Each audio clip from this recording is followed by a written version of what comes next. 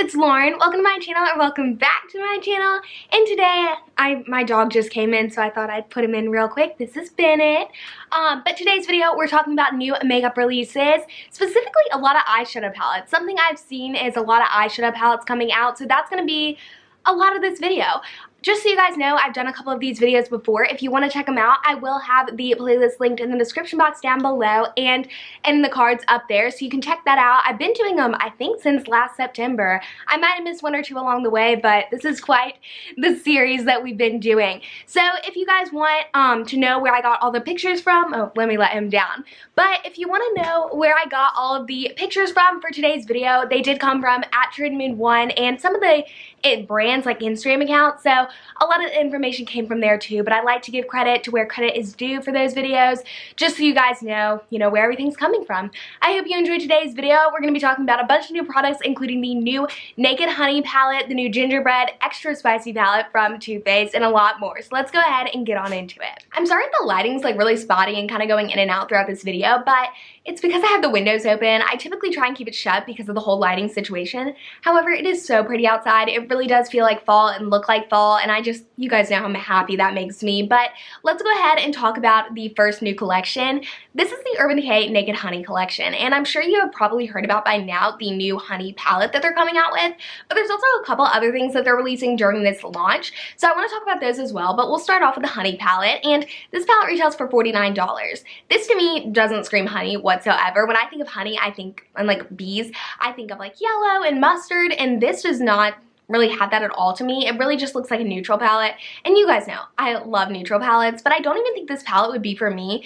If this palette were to be for anyone, I feel like it will be for people who have a fair to medium complexion with olive undertones. I think these shades would be really complimentary of that like undertone, and I don't think you see a lot of palettes that cater to that undertone very often, so I think this would be pretty cool and good for that. But I just wish they wouldn't have advertised it as like honey. Like, this does not scream honey to me, but they didn't ask me when creating this collection. Another thing they're coming out with under this line is going to be lip plumpers, which I actually think is really cool. I think these are going to be really fun. They're going to be $22 each, and they're coming out with three: a honey, a heat, and a cherry. So it kind of goes in with like the palettes that they've come out before that are similar to this one, and I think that's really cool. I like how they kind of tie it back, and I like that. These are going to be scented and tinted, and they're going to be scented, like heat's going to be cinnamon, honey's going to be honey, and cherry's going to be cherry scented. These are cool, and I really like lip plumpers. I don't know if I'm going to be picking one of these up just because I'm not that interested in them, but I do think they'll be cool. The next thing is going to be their sparkling body powders, which these are really cool. I know back in the day, right before I got into makeup, they had like a marshmallow sparkling body powder, so I like how they're kind of like throwing it back. Like, I think that's really cool, and this is something I don't think a lot of brands have come out with before. Of course, body powders and body shimmers and everything are all the rage right now, but I haven't seen a lot of people come out with scented ones, so I do think this is unique, something different, and I like it. And I like how they have like a cherry one, they have like a honey and a heat one that all kind of ties back to those collections. Another thing that they're coming out with for this collection is they're coming out with a ball, and this will have like a lot of their best sellers in the honey packaging, and then they'll also have a few like new products that I have a feeling like they're just kind of weird, and I don't know, they'll probably go on sale pretty quickly, to be perfectly honest. But all of that is in this new like honey packaging, which I don't think is going to be out for very long, and I just don't think it's very cute, to be perfectly honest. I just don't love it. Again, doesn't scream honey to me. It just kind of, it's like a woodsy feel to it. I don't know. But all of this will be coming out, I'm pretty sure, definitely the palette, and I think the rest of the collection will be coming out on Sephora's website and Urban Decay's website on the 13th, in stores on the 14th, and then for Ulta and a bunch of the other department stores on the 23rd. So that's the rundown for this collection. I would love to hear your thoughts on it, as well as everything else in this video. Now we are talking about another holiday collection, and this is the Too Faced Gingerbread Extra Spicy collection. So last kind of fall and for their holiday season, they came out with the Gingerbread Spice collection, and now they're kind of elaborating on that like they always do. When the chocolate bar thing went great, they elaborated on that, and honestly, pretty much everything in that line I really did enjoy.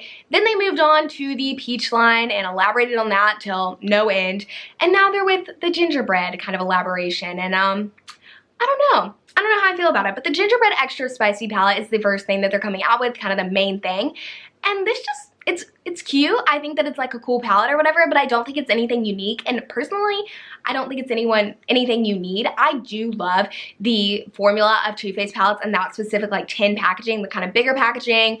I just really like those palettes and I think they're great. So if you like the shades and you're like, oh, I don't have anything like this, I really want it, I would recommend trying it because that formula is amazing. They also are coming out with the Hot Buttered Rum eyeshadow palette, and this is like a mini palette, and you know, honestly, the shades in here look pretty, I kind of like them. I don't need them, so I'm not going to be picking this palette up, or I pray that I'm not going to be picking this palette up. And also, I know that this formula that they have in these little like teeny tiny tin cases is typically different from the ones in those larger palettes that I really do enjoy. So I don't think I'm going to be picking this palette up, but it does look cool and a little bit of like something unique. I think it goes with the theme, and I think it'll be great for fall. This is going to be a palette with, I believe, 6 eyeshadows and then 2 highlights, so it's kind of a good mixture in there. And then they're coming out with their gingerbread, it's like their gingerbread bronzer. I don't know the exact name of it, but to me, this just kind of looks like a warm tone bronzer. I don't think I'll be picking it up, but I do think it's kind of cute. With me, personally, I wish that they would, you know, come out with like a peppermint collection, like do something different, like stop elaborating on the old, especially when, you know, it's just like a seasonal thing. Like, you're only coming out with one holiday collection, essentially. They'll probably come out with more, but I mean like one under a giant umbrella theme. And to come out with gingerbread once again, it's just kind of uninspired and unoriginal to me. I think there are so many things. I mean, I personally love peppermint and could think of like a million things they could do with this. They could do an eggnog collection. They could do a lot of different collections, and it just kind of surprises me that they came back to this once again, especially after like in July, they like re-released the original palette for a limited edition, limited time. It was kind of weird to me, and I think they're just kind of going back to this way too much. One thing really cool in this collection, I think, is this like glitter mini gloss set. Do I need this? Absolutely not. But they're coming out with like 4 different glosses. They're gonna have like an eggnog one. They're coming out with a spice cake, sugar plum, and a peppermint bark, and these really intrigue me. They're gonna be scented, you know, like the name, and they're also coming out with a ton of other things under this collection, but these are the 4 things that I think are like really notable, and they will be coming out sometime this month. They haven't released an exact date. The next product is one that came out right after I posted my August new makeup release video, and I really wanted to talk about it then, so that's why I'm talking about it now. So it has been out for a hot minute, but that's good because you can probably get some reviews on this product, because this is one I would recommend if you are into like artistry, real like intricate makeup looks. This is the Anastasia Beverly Hills Norvina Volume 1 palette, and this retails for $60, so it is more than their typical palettes.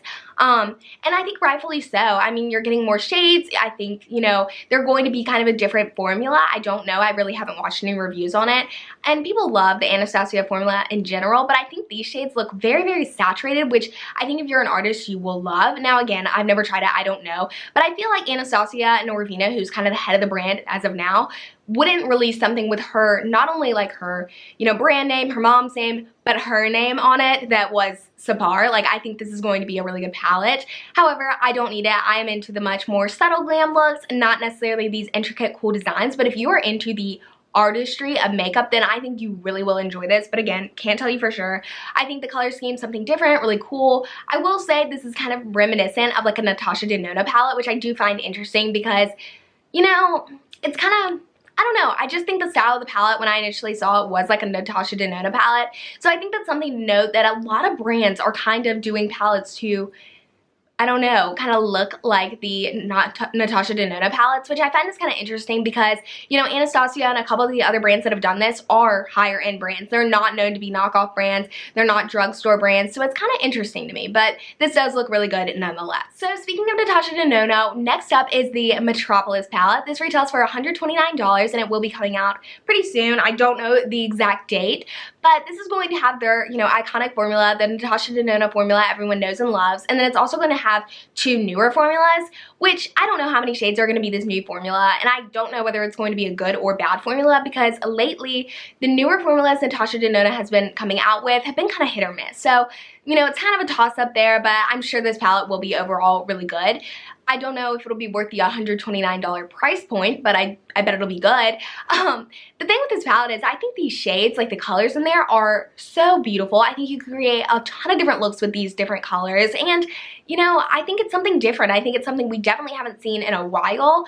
I mean, recently, this is not what palettes have been like. I think there's a good mixture of neutrals and colors that you could incorporate to create a look all together. Like, I just think this palette palette color scheme is amazing. One thing I will say though, that honestly, if I were to have bought this palette, which I don't think I would have personally, because I don't want to spend $129 on a palette. I have not purchased any of the Natasha Denona things specifically for that reason. I can't spend that much money on a palette. I don't want to.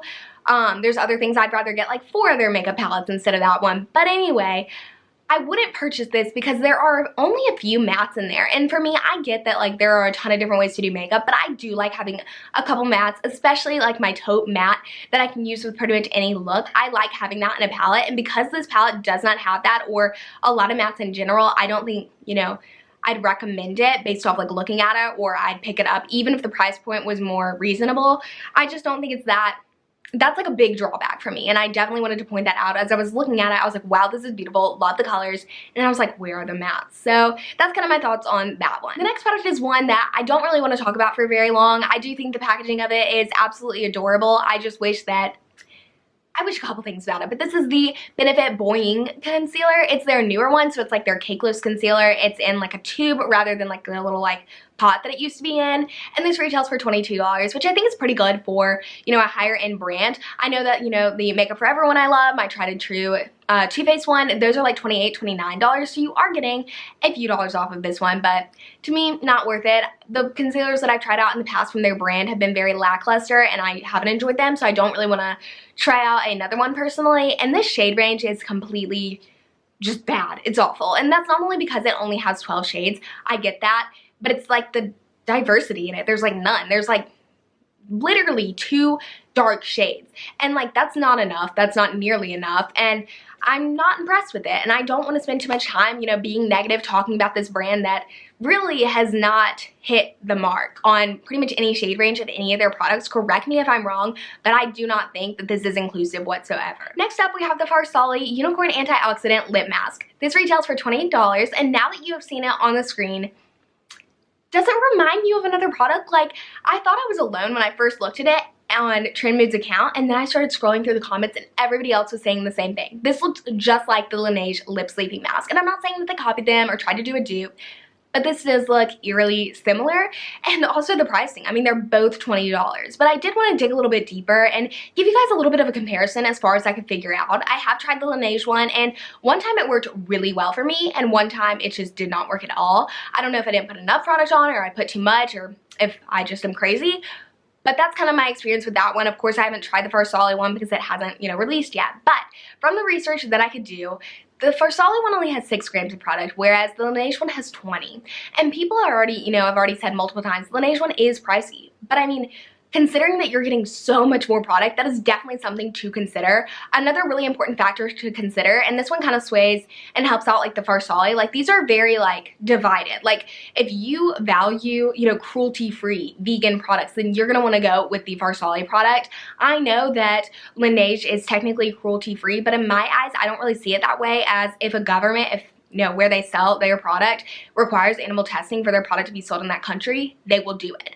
And to me, I don't really think that's a cruelty-free product personally, but you know, your opinion's your opinion about cruelty-free, and I'm not going to take away their cruelty-free status from them, but I will say Farsal is vegan and Farsal is cruelty-free in my eyes. So I think that's something to note. If you haven't been able to try out the Laneige product because you are cruelty-free or you are vegan, then you may want to try out the Farsal. Another thing really important to note is Farsal products typically do have better ingredients. They are, in a lot of ways, their skincare is going to be more pricey and people think it's more like a markup, but their ingredients typically are better. And in this one, it goes for that as well. You know, Laneige's product is filled with a lot of silicones, and this one, the Farsal one, isn't going to be as comedogenic. I can never say that word, but I think I said it right. Like, it's not going to be as clogging, and I think that's another important thing. One of the most important thing, like, differences between these is the Laneige one isn't going to have as much like better ingredients. Like there's so many hydrators in the Farsal one in comparison to the Laneige one. So while the Laneige one make your lips feel good in the moment, they're not really doing anything that healing. So as far as like ingredient wise, there's no like special technology behind it. So I just kind of wanted to give you that rundown so that you know, which one would you want to try. And it really does come down to personal opinion, what you value, what's important to you when you're buying your makeup. So yeah, alright guys, that wraps it up for today's video. I hope that you enjoyed it. If you did, please let me know by giving it a big thumbs up. I think you guys like these new makeup release videos still after like a whole year of doing them, but if not, let me know in the comment section down below. I don't want to keep doing a video that you guys don't want to see. Let me know your, opinions on all of these products. I would honestly love to hear them. I love interacting with you guys down in the comment section down below. And if you're new here, you haven't already subscribed, please be sure to do that. I would really appreciate it. I have a lot of fun content coming up for fall, and click that notification bell so you don't miss out on any of it. You'll be notified whenever I post. If you aren't following me on social media, more self-promo, I really would appreciate it. I'm pretty interactive now on Twitter. Like, I've just been loving it. Like, if you want to interact with me, that is the place to do it. I love chatting with you guys on all platforms, but I've been on Twitter a lot recently. I hope you guys have a great couple of days until I post my next video, and I will see you then. Bye!